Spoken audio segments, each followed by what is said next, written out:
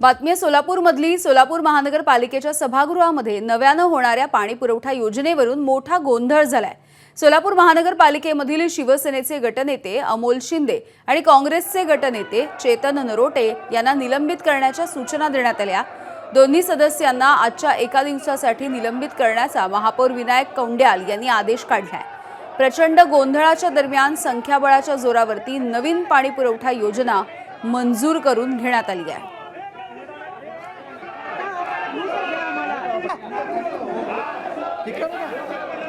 ठीक है, ते भाजप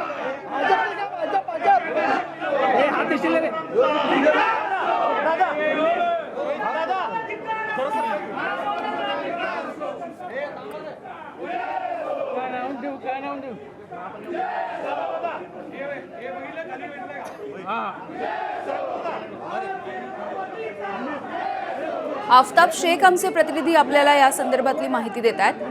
आफताब, नेमकी काय आहे ही नवीन पाणी पुरवठा योजना आणि विरोधक याला नेमका विरोध का करत होते?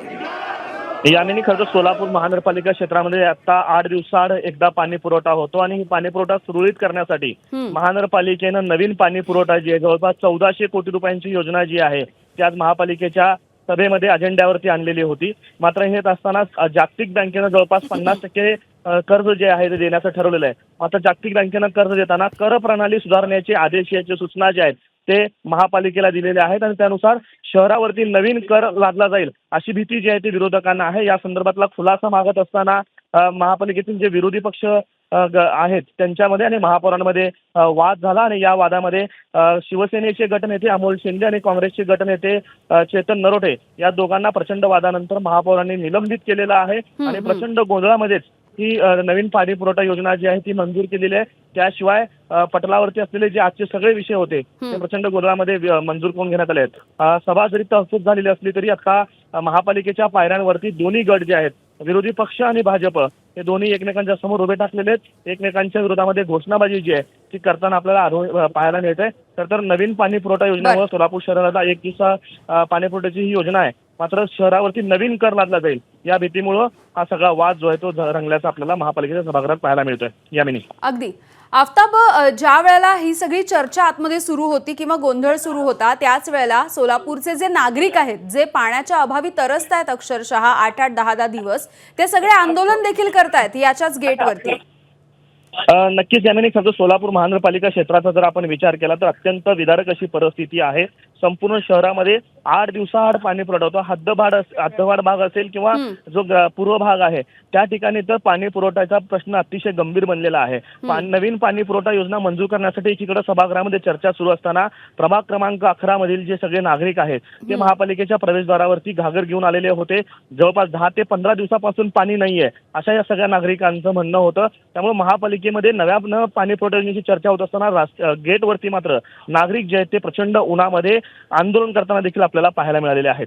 बरं आफताब, ही नवीन पाणी पुरवठा योजना मंजूर करून घेत असताना देखील जे आतापर्यंत 10-10 दिवस पाणी पुरवठा होत नाहीये त्याबद्दल महानगरपालिकेचं म्हणणं नेमकं काय आहे?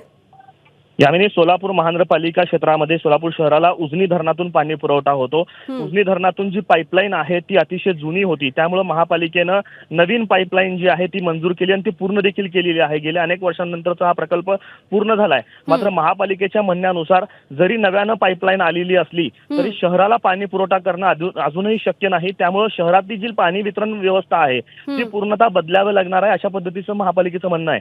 शहरातली पाणी पुरवठ्याची जी पाईपलाईन आहे ती जवळपास 50 वर्ष जुनी आहे आणि त्यामुळे ही पाईपलाईन पूर्ण बदलण्यासाठी 1400 कोटी रुपयांची ही नवीन योजना जी आहे ती आणण्यात आलेली आहे आणि हीच नवीन प्रणाली जी आहे ती मंजूर करून घेत असताना हा सगळा जो गोंधळ जो आहे तो सोलापूर महानगरपालिकेमध्ये आपल्याला पाहायला मिळतोय। अगदी आफताब, धन्यवाद सविस्तर माहितीसाठी।